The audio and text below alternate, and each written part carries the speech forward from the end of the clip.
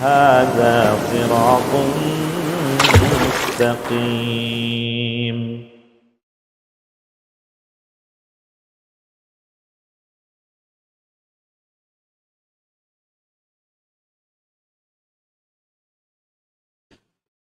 Bismillahirrahmanirrahim.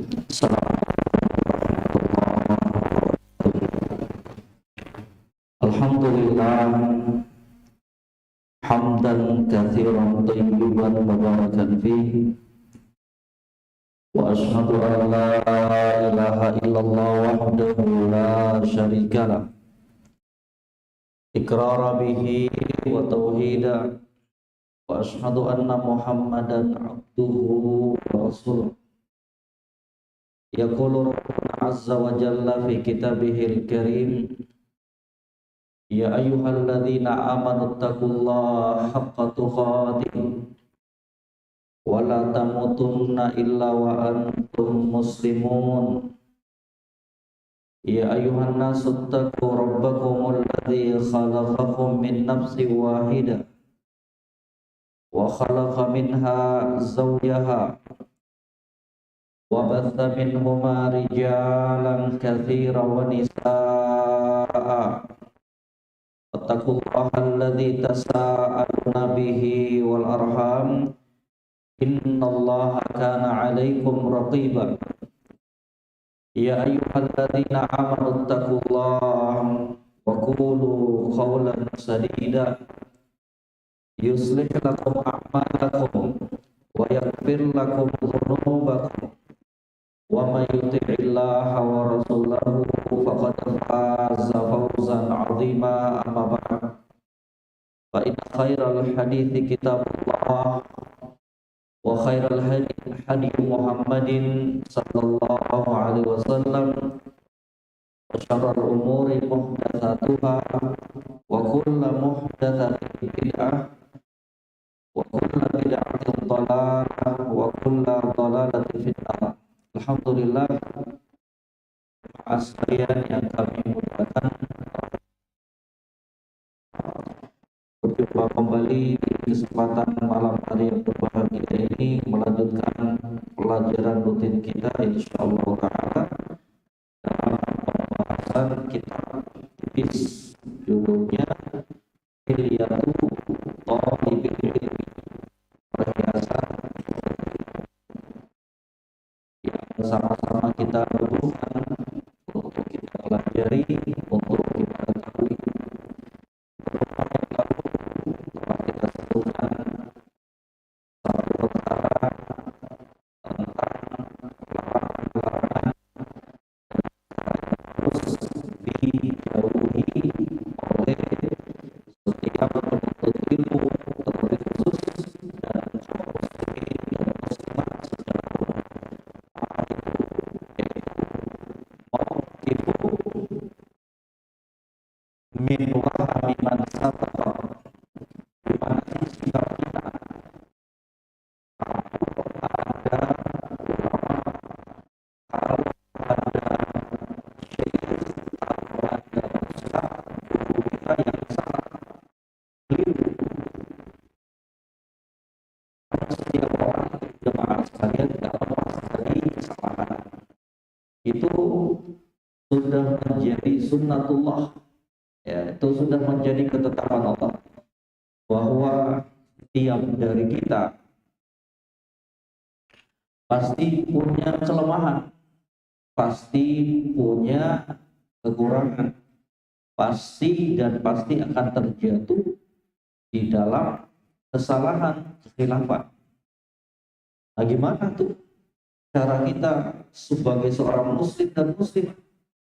Gimana tuh cara kita sebagai seorang murid, sebagai seorang pelajar memposisikan diri ketika kita mengetahui dan mendapatkan kesalahan gurunya kita?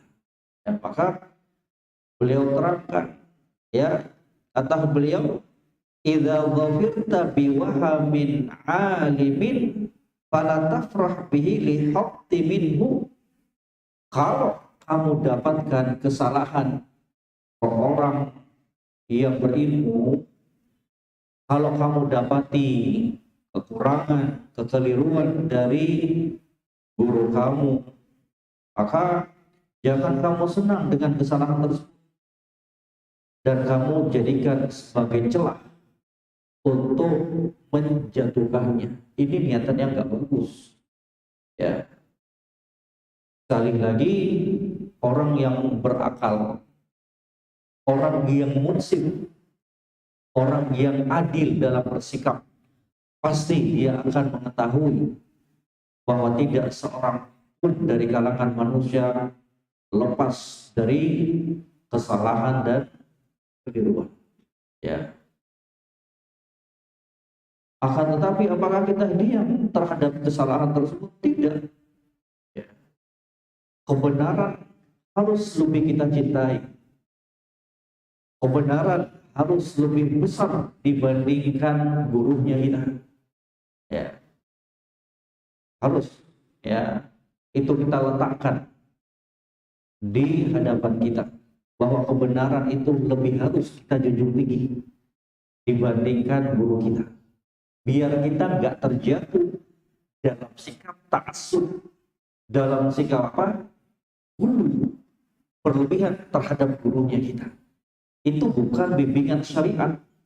Setiap yang dimomongin gurunya kita salah, benar, nggak demikian. Ya, nggak demikian. Yang benar kita terima. Ya, yang salah jangan diterima. Akan tetapi kesalahan tersebut jangan kita jadikan sebagai celah, sebagai cara untuk merendahkannya, untuk melecehkannya, apalagi untuk kita sebarkan di kalangan manusia, yang kemudian dengannya manusia jauh dari orang yang berilmu tersebut. Akhirnya apa? Berimbas dari malasnya mereka untuk mengambil ilmu dari ulama tersebut, dari orang yang berilmu tersebut. Itu khusus, ya, kepada orang-orang yang memang sudah kita ketahui keilmuannya, ya, benar dakwahnya, ada keliruan, itu aja. Itu aja.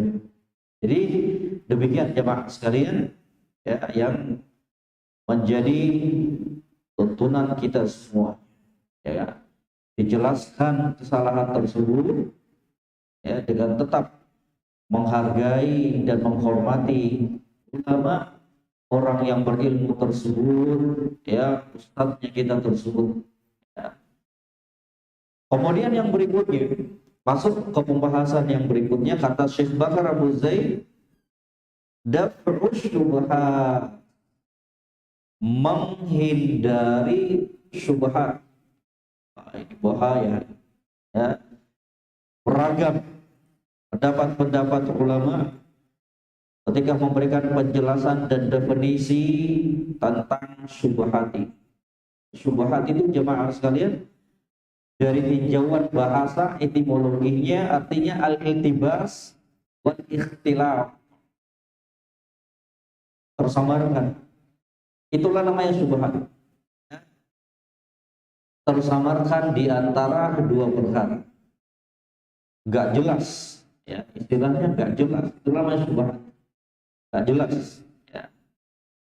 Adapun secara istilah apa yang diterangkan oleh para ulama, ya, kata Al-Akhfash rahimahullah, wa innama summiyat asyubhatu syubhatan li'annaha tushbihul haq wal batil.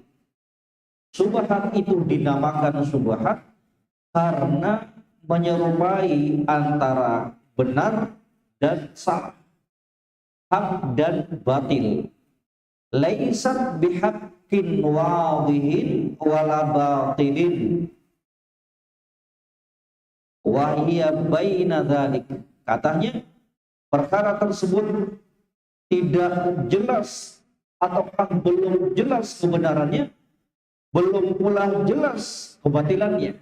Dia di antara perkara tersebut. Itulah yang namanya syubhat.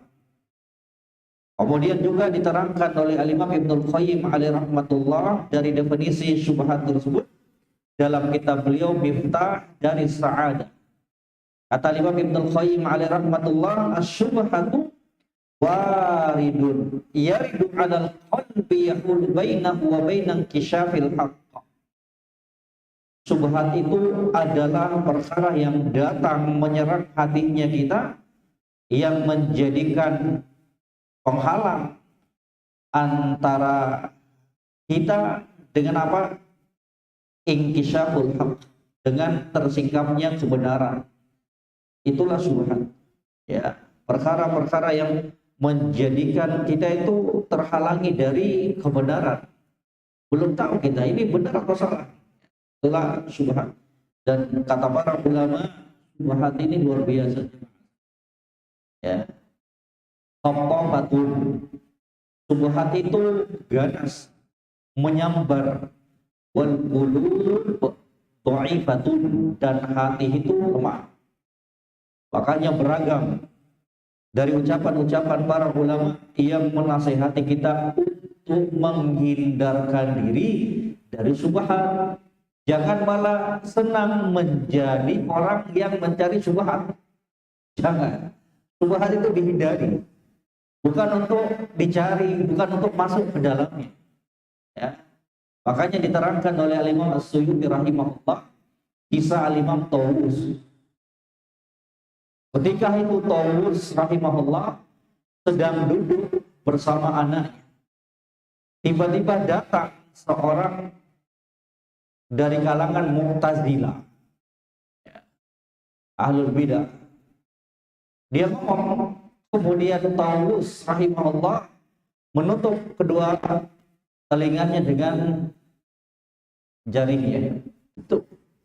Kemudian dia ngomong ke anaknya, ya bunayya, wahai anakku, tutup kedua telinga kamu. Tutup. Jangan sampai, kata beliau, la tasma' hatta la tasma' min qawlihi syai'an. Sampai kamu gak mendengarkan sesuatu apapun dari ucapan orang tersebut. Tutup telinga kamu, ya. Fa inna hadzal qalb dha'ifun, karena hati itu lemah. Orang yang sudah masuk dalam subhat, jamaah sekalian, itu akan sulit keluar. Ya. Berbeda dengan orang yang terjatuh dalam syahwat. Karena fitnah itu ada dua. Ada yang dikenal dengan fitnatul syahwat. Ada pula yang dikenal dengan fitnatul syahwat. Dari kedua jenis fitnah ini, fitnah syubhat dan syahwat, yang lebih parahnya itu kalau seseorang jatuh dalam fitnah syubhat.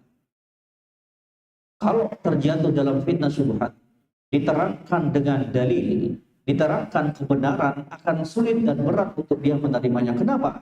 Karena dia merasa di atas kebenaran. Paham gak jamaah?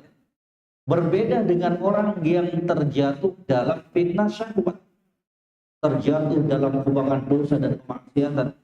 Ketika diberikan nasihat, diberikan dalil-dalil keterangan dalam permasalahan tersebut, itu akan lebih mudah untuk menerima, akan lebih mudah untuk bertobat. Kenapa? Karena dia paham, dia salah.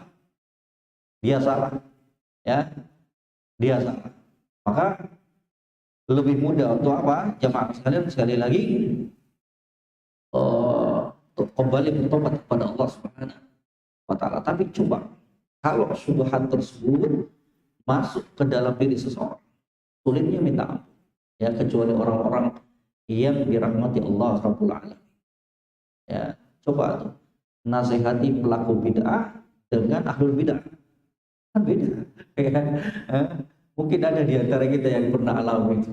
Ya, mudah. Orang pelaku kemaksiatan dinasihatin. Iya, betul. Ya.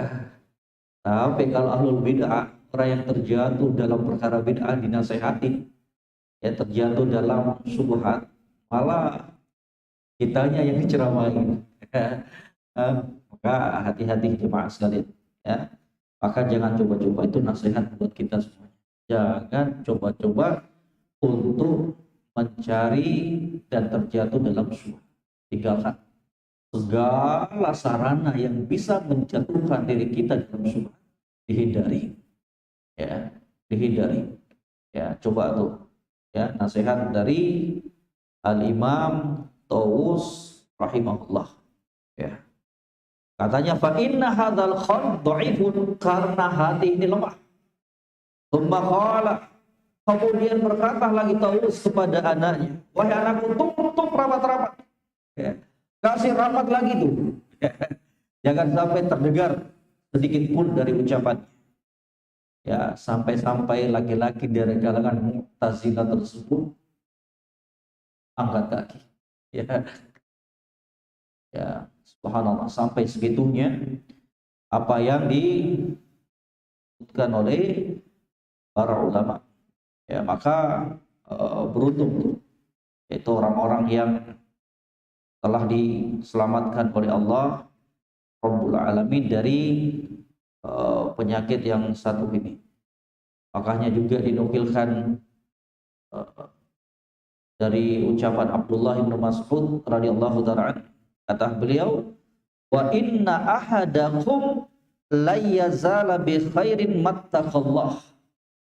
Sesungguhnya salah seorang di antara kalian itu senantiasa berada di atas kebaikan, mattaqallah, selama dia bertakwa kepada Allah Rabbul Alamin. Wa idza syakka fi nafsihi syai'un sa'ala rajulan. Kalau ada sesuatu yang dia ragukan, tersamarkan baginya, maka hendaknya dia bertanya kepada orang yang berilmu. Fasyafahu minhu, maka dia pun terobati dengannya. Maka dari sini jemaah sekalian diketahui bahwasanya salah satu sebab terjatuhnya seseorang dalam syubhat itu adalah kejahilan, kebodohan. Ya, kurangnya ilmu. Itu orang-orang yang paling mudah terkena dengan syubhat. Ya. Maka dari situ pula kita bisa menarik dan mengetahui bahwa di antara ilaj, ya, di antara obat dan solusi untuk menghindarkan dan mencabut syubhat ini adalah dengan menyibukkan belajar agama. Ya, beda tuh orang-orang yang selalu berupaya untuk mengisi dirinya dengan ilmu agama dengan orang yang cuek dengan ilmu agama.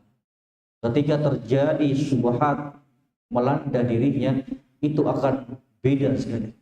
Ya, beda sekali. Makanya bisa untuk dilihat nasihat indah Syekhul Islam Ibnu Taimiyah rahimahullah kepada Imam Ibnu Qayyim alaihi rahmatullah tentang syubhat. Ya, itu beliau petikkan dan sebutkan dalam kitab beliau Miftah dari Sa'ad. Ya, ucapan dari Syekhul Islam Ibnu Taimiyah alaihi rahmatullah. Kemudian jamaah sekalian, kita masuk dulu dari penjelasan Syekh Bakar Abu Zaid. Kata beliau, la taj'al qalbak kasifin jadi tatalaqqa ma yaridu 'alaiha. Maka jangan kamu jadikan hati kamu itu seperti spons busa yang menyerap apa saja yang datang padanya. Tahu spons busa? Ya jamaah sekalian, apapun, mau air, sirup, masuk semua. Katanya la taj'al qalbak kasifin jadi. Jangan kamu jadikan hati kamu itu seperti busa. Tatalaqqa ma yaridu 'alaiha, yang dia menyerap semua yang datang kepadanya. Fajtanib itharatas syubhi wa iradaha 'ala nafsik au ghairik. Maka jauhi, hindarkan diri kamu dari syubhat, demikian pula kepada orang lain. Jangan kamu jatuhkan dirimu dalam syubhat, demikian pula kamu jebloskan orang lain ke dalam syubhat. Jangan jamaah sekalian. Mari sekali lagi menjadi apa? Miftahan lil khair. Itu yang selalu kita minta kepada Allah. Allahumma ja'alni miftahan lil khair mighlaqan lisyarr. Ya Allah, jadikan saya sebagai pembuka pintu kebaikan dan penutup pintu kejelekan. Sudah merusak diri sendiri, kemudian juga menyeret dan menjebloskan orang lain dalam kerusakan. Alhamdulillah. Ya, itu bahaya. Itu bahaya sekali. Ya.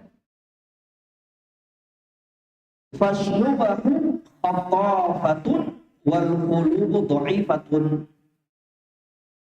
Maka syubhat itu katanya khatafatun, ganas, menyambar, wal qulub dha'ifah, dan hatinya kita itu lemah. Maka jangan coba-coba, itu bahaya. Syubhat itu bahaya. Kalau kita nggak bekali dirinya kita dengan ilmu agama, na'udzubillah, ya, bisa masuk kita, terjerumus kita tanpa kita sadari. Wa aktsaru man yulqiha hammalatul hatab al-mubtadi'ah fatawaqqahum. Maka yang paling banyak menyebarkan syubhat ini adalah hammalatul hatab, yaitu siapa? Al-mubtadi'ah, pelaku bidah. Ya, paling banyak memberikan kerancuan di tengah umat ini dalam urusan agama. Fatawaqqahum. Maka kata beliau, berhati-hatilah, jaga diri kamu. Kata Syekh Al-Utsaimin alaihi rahmatullah ketika memberikan ta'liq, catatan ringkas terhadap ucapan Syekh Bakar Abu Zaid ini, kata beliau, na'am hadhil wasiyatu la taj'al qalbak kasifin jadi awsa biha Syekhul Islam Ibnu Taimiyah tilmizahu Ibnu Al-Qayyim rahimahumullah. Ini katanya betul, ya, wasiat ini, ucapan nasihat dari Syekh Bakar Abu Zaid, la taj'al qalbak kasifin, jadi jangan jadikan hati kamu itu seperti busa, seperti spon. Itu juga yang pernah Syekhul Islam Ibnu Taimiyah memberikan nasihat ujangan kepada muridnya, siapa itu? Al-Imam Ibnu Qayyim alaihi rahmatullah. Kata beliau, la taj'al qalbak isfinjatan yaqbalu wa yashrabu kullama warada alaihi walakin ij'alhu zujajatan safiyatan tubayyinu ma wara'aha la tata'assaru bima yaridu 'alaiha. Itu bisa dilihat, ya, dalam kitab Miftah dari Sa'ad. Kata Syekh rahimahullah, Syekh Al-Utsaimin alaihi rahmatullah, nasihat Syekh Al-Utsaimin, nasihat Syekhul Islam Ibnu Taimiyah kepada Imam Ibnu Qayyim, la taj'al qalbak isfinjatan yaqbalu wa yashrabu kullama warada 'alaihi. Jangan kamu jadikan hatimu itu seperti busa spon yang menerima, ya, semua yang datang padanya. Walakin ij'alhu sujajatan safiyatan tubayyinu ma wara'aha. Tapi jadikan hatimu itu seperti kaca yang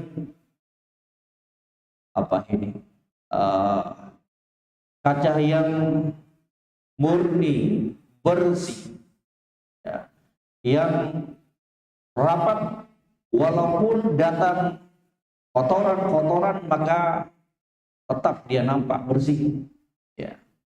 Itulah hatinya kita yang selalu harus kita jaga, ya. Kali kena syubhat luar biasa, ya, luar biasa. Maka jangan coba-coba, ya, apalagi mencari-cari syubhat. Jangan masuk. Sekali masuk luar biasa sulit untuk keluar, jemaah sekalian. Itu nasihat, ya, buat kita semuanya. Maka sangat indah apa yang disebutkan oleh sebagian para ulama, ya. Kata beliau, kata mereka, khairun nas, sebaik-baik manusia itu adalah manusia yang tidak rusak agamanya karena syubhat, ya, dan tidak goyah keyakinannya karena syahwat. Maka itu penting, jaga dirinya kita dari dua pintu syaitan, syubhat dan syahwat, ya, syubhat dan syahwat. Nasallallahu alaihi wasallam. Kemudian yang berikutnya, ya, ihdzaril lahan. Hati-hati jauhi lahan. Lahan itu kesalahan dalam berucap, betul-betul terkata ataukah ketika menulis, ya. Kata Syekh Bakar Abu Zaid, ibta'id anil lahni fil lafzi wal katsbi. Maka jauhi katanya kesalahan dalam hal pelafazan, pengucapan. Demikian pula dalam penulisan. Fa inna adamal lahni jalalatun, karena tidak salah ketika berucap itu merupakan kemuliaan. Kemuliaan, ya. Maka itu pula yang sering kami dengarkan dari guru-guru kami. Betul-betul memperhatikan, apalagi ketika membaca ayat Al-Quran, hadits Nabi Sallallahu Alaihi Wasallam, ya. Demikian pula membaca kitabnya para ulama. Jangan tujuannya kan yang penting lancar, ya. Sampai nggak memperhatikan harakatnya lagi, ya. Fa'an Umar radhiyallahu taala annahu qala, dari Umar bin Khattab, beliau mengatakan, ta'allamul arabiyyata fa innaha tazidu fil muru'ati. Belajarlah kalian bahasa Arab. Belajar bahasa Arab, ya. Fa innaha tazidu fil muru'ah, karena belajar bahasa Arab itu akan menambah, ya, citra diri, muru'ah, kehormatan seseorang. Maka ini juga nasihat untuk kita semuanya, jemaah sekalian, ya. Mari ambil bagian untuk mempelajari bahasa Arab ini. Tidak ada kata terlambat. Belajar, terus belajar, ya, sampai Allah Subhanahu wa taala membukakan pintu-pintu ilmu tersebut untuk kita semuanya. Belajar ilmu nahwu, belajar ilmu sharaf, itu penting sekali. Wa qad warada an jama'atin minas salaf annahum kanu yadribuna auladahum ala lahm, dan telah diriwayatkan pula dari sebagian ulama terdahulu bahwa mereka itu memukul anak mereka kalau terjatuh dalam permasalahan lahan, salah pengucapan, ya. Maka penting untuk sama-sama kita belajar bahasa Arab, ya.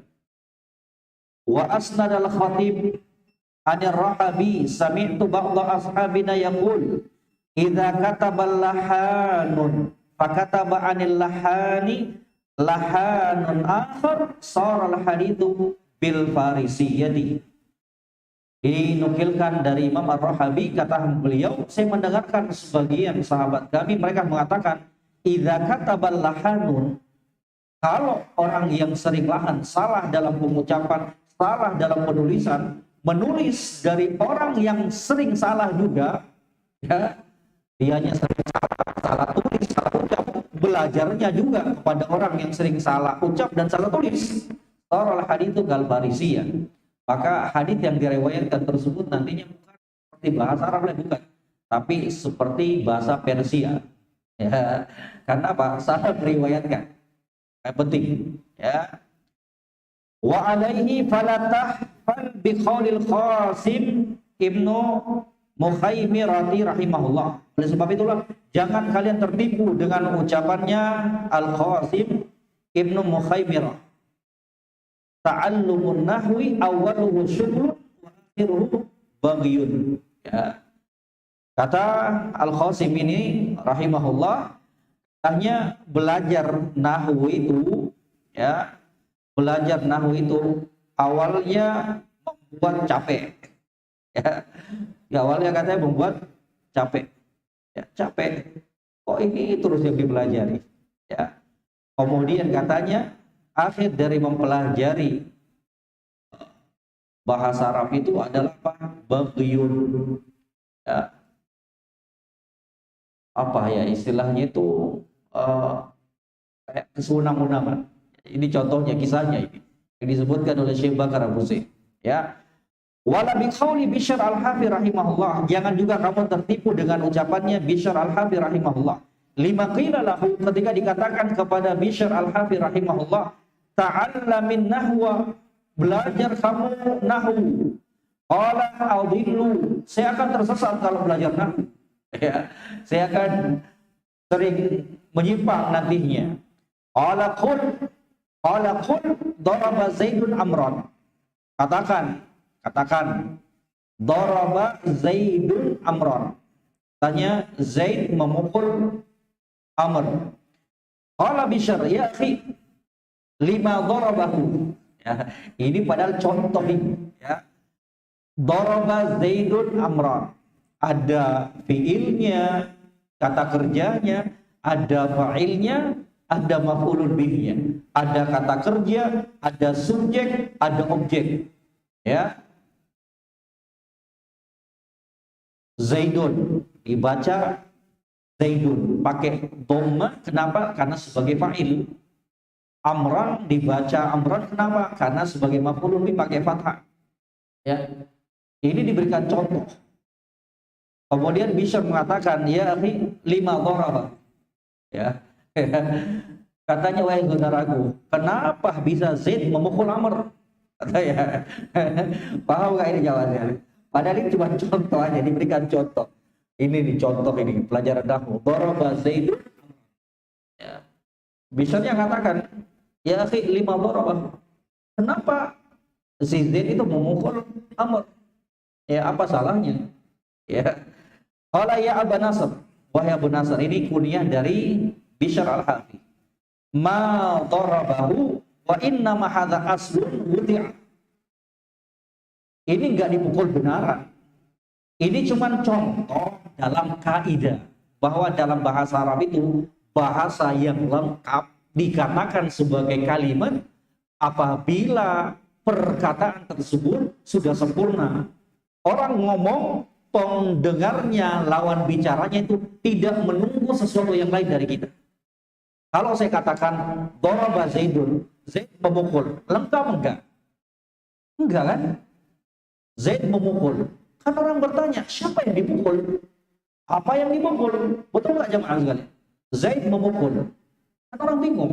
Zaid pukul apa ya? Siapa juga yang dipukul? Berarti apa? Enggak lengkap. Maka itu bukan kalimat dalam bahasa Arab. Itu bukan ucapan. Karena enggak sempurna. Maka ketika didatangkan permasalahan ini, datangkan objeknya, maf'ulun bihnya, maka lawan bicaranya kita, pendengarnya itu tidak bertanya lagi, oh, ternyata Zaid ini memukul Amr. Ya, subhanallah. Katanya ini cuma contoh. Faqala Bishr. Maka Bishr mengatakan apa?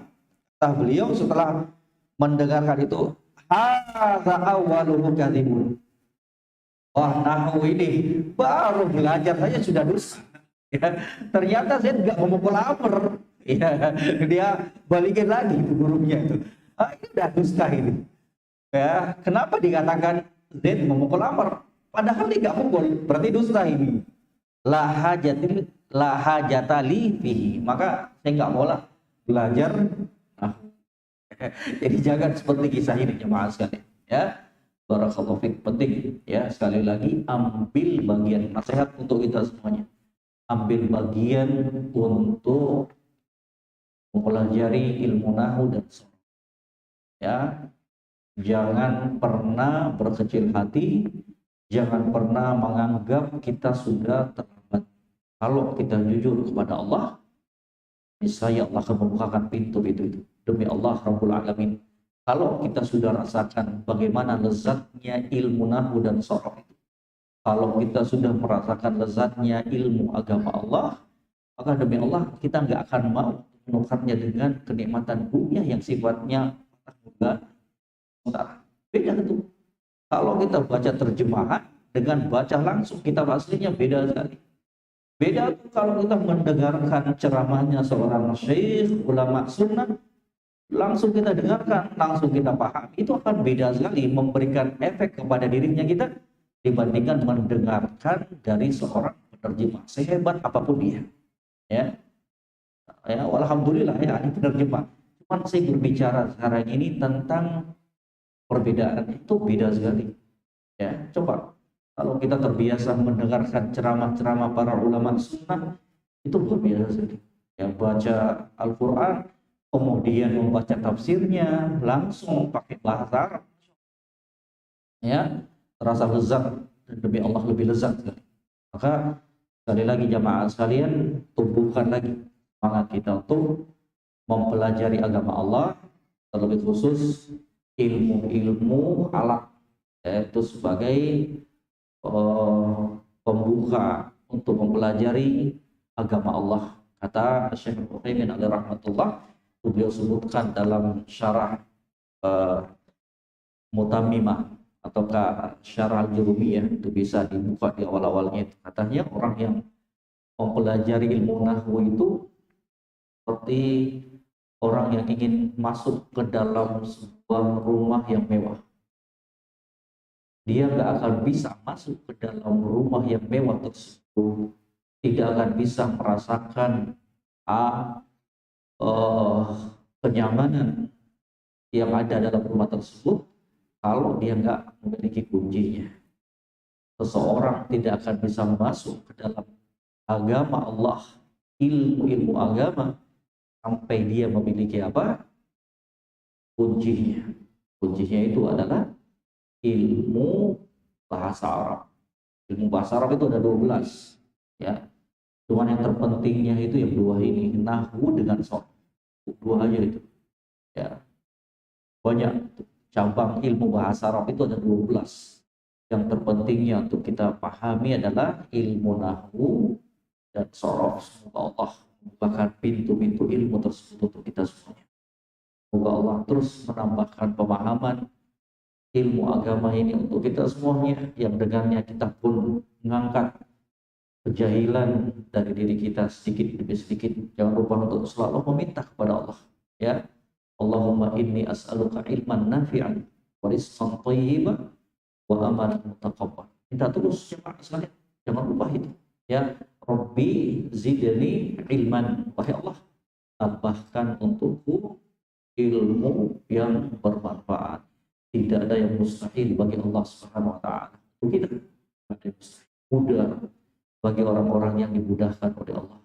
Menjadikan ini memberikan kemanfaatan untuk kita semuanya. Wa akhiru da'wana alhamdulillahirabbil alamin. Subhanallah an la ilaha illa anta astaghfiruka wa atubu ilaik. Wassalamualaikum warahmatullahi wabarakatuh. Jazakumullahu khairan. هذا صراط مستقيم